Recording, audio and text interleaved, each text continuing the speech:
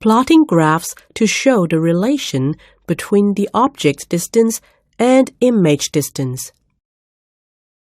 Place an illuminated object at a distance of u equals to 40 centimeters in front of a convex lens.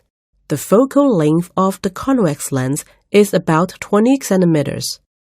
Use a translucent screen to show the image formed.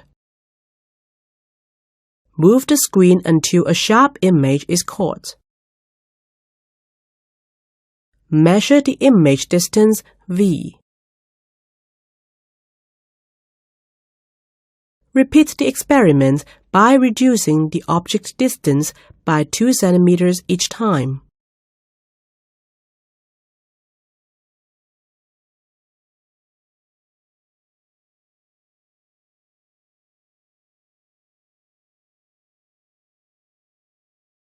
Plot a graph of 1 over v against 1 over u. What do you observe?